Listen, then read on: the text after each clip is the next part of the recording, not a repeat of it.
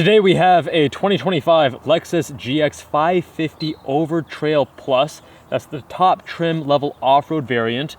And for 2025, it now gets a 1-inch lift kit. We're powered by the 3.4 liter twin turbocharged V6. That's the V35A engine, making 349 horsepower between 4,800 to 5,200 RPM and 479 pound-feet of torque between 2,000 and 3,600 RPM with a redline of 6,000. That's mated to a 10-speed Aisin automatic transmission. It has full-time four-wheel drive with a 2-speed transfer case and a Torsen LSD center differential, which is lockable. We have an electronically controlled rear differential lock, and this replaces the prior GX 460, which was powered by the 4.6 liter V8. That's the 1UR FE engine, which a lot of us are bemoaning because we like naturally aspirated V8s, but we'll see how this twin turbo V6 performs. This is a body-on-frame SUV, and we're weighing in at 5,400 pounds, double wishbone in the front, and a 4-link solid axle. That's a live axle in the rear. We have 18-inch wheels in this trim with a 265 section width.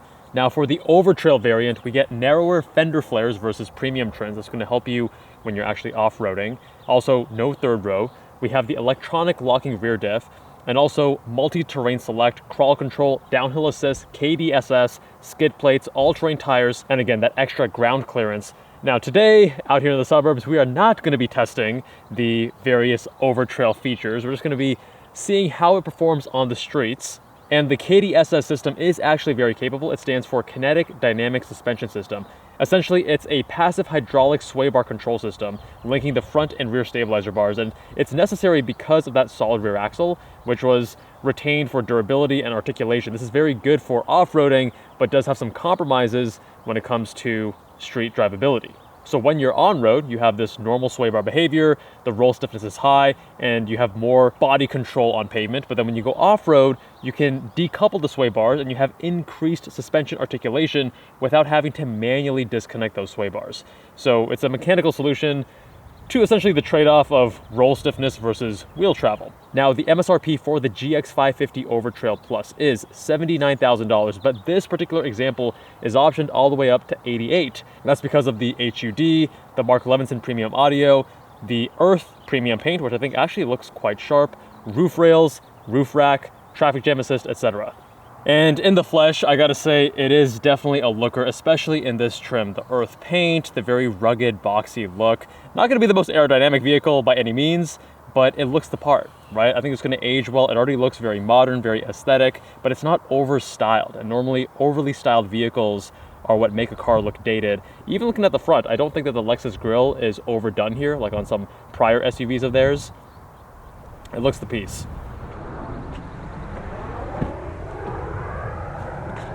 And getting to the interior, this is why you get the Lexus over the Toyota variants, which it shares the platform, the TNGA-F platform with.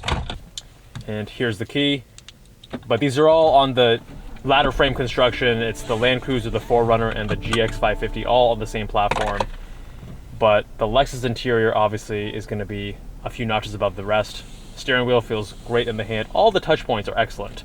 Anything you touch, even the little covers and the panels, the gear shift, how this thing actuates right there, nice and slow as it goes up. And in the middle here, we have a cool box. And you can just press this button to turn it on. Keep your drinks and such cool, toggle it to turn it back off. And since this is a serious off-roader, you can control the different differential settings, but we're just gonna leave these in 4 high since there will be no off-roading today. We have a few different drive modes as well. We'll actually start it in normal and make adjustments on the way.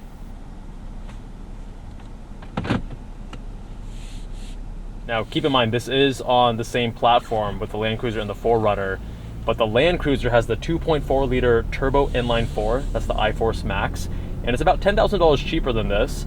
And the 4Runner starts about $10,000 or more below that, and you can again do the same iForce Max as the Land Cruiser, or you can get the non-hybrid option that has the same 2.4 liter turbo inline 4, but just doesn't have the hybrid system. And as you start moving in this truck, it's interesting, right? Because this definitely sits between a luxury SUV and a serious off-road tool. As we go over some of these imperfections in the road and some of these bumps, like right here, you can feel the jitter, you can feel the jiggle that is a compromise of a body-on-frame truck. And that's something that I think you need to sit and experience yourself, because just talking about it on the camera and showing you via video is one thing, but then actually experience the harshness on initial impact through the whole chassis, even though it's a Lexus, is something that you will have to determine whether or not you can adjust to it, and if you want to make that compromise. Because let's be real, most of these are just going to be mall crawlers driving to Starbucks. You're not going to be doing true off-roading in these in 95+% of the time. Whoa, okay. This Acura just totally cutting off that guy. So, you know, when I see Lexus, I think very refined, and this is not going to be as refined as the badge may indicate. But keep in mind, it is definitely more isolated and more refined than prior Toyota products, especially the 4Runner and the Land Cruiser, both current and prior gens. But don't expect something like a BMW X5 or an X7, because those are unibody. Those aren't body on frame. Those aren't going to be as good off-road, but they do give you a little bit better on-road driving mannerisms. But driving around town here, it is comfortable, it is insulated, it's not punishing other than just the body on frame harshness over imperfections. You do feel like you're sitting very high up. The steering is very direct for what it is. There is, of course, not as much sharpness with a truck like this, so you give the steering input and then, you know, it changes direction a moment later rather than immediately, which is not something to hold against this truck, obviously. And as always, you have those very well calibrated Toyota and Lexus inputs. They're a little bit lighter, they're a little bit longer in their throws. So the throttle, the brake, softer, longer actuation, but light in effort. And same thing with the steering. And now let's change it up into Sport Plus, the most aggressive setting. And just right now, from this little wiggle, I'm not feeling too much different in the steering yet. I think it's going to be mostly powertrain behavior.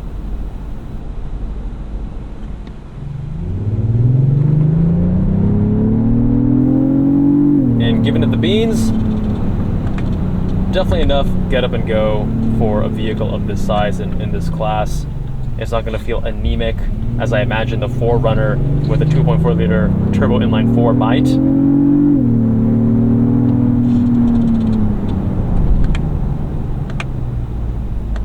Transmission can be a little bit sluggish to shift. Getting on the brakes there to give the transmission the best chance possible of having quicker downshifts. But again, that's not really what this car is about, but just something to be mindful of.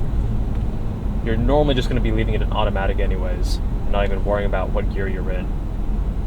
And at the lower revs, the engine is very much in the background, very insulated, not in your face. Now, do I miss the V8 in the older GX? Yes, of course, but in just about every other way, I'd say that this newer GX is a superior product. And from suburbia, let's see how the GX handles the city. I gotta say, sitting up nice and high like this, which is new for me, I'm normally driving smaller CUVs and especially sports cars. It is kind of nice, especially in a city environment, better visibility. And you know, I really enjoy and appreciate the identity that this car has. It's not generic or homogenous like the Lexus RX or the TX or other crossovers on the market, where a lot of them feel more similar. And what I mean by that is it's a very cohesive product. It has its own unique identity as the GX. Some of the other products in the Lexus lineup feel less so.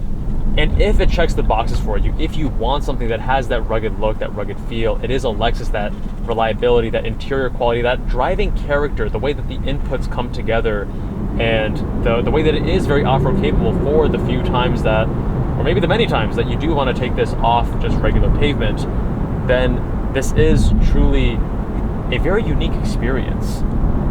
And then once you get to the highway, what you might be surprised by, or at least I was, is that there is actually a lot of wind noise.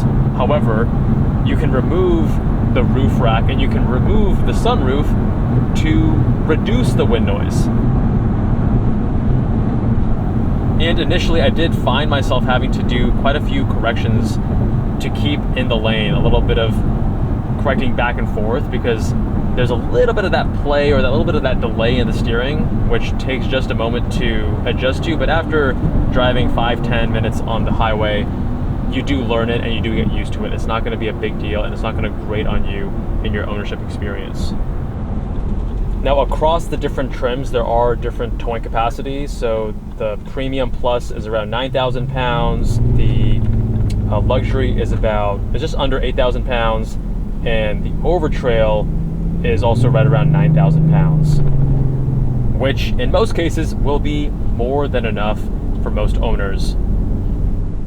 But my friends, let me know what you think of the Lexus GX 550 Plus Overtrail. Do you also agree that this is a very unique and compelling offering for the right buyer in the Lexus lineup? Big shout out to Lexus for loaning me this vehicle out here in Seattle. Let me know what you think with a comment down below. Much love, my friends, and I'll see you all in that next one.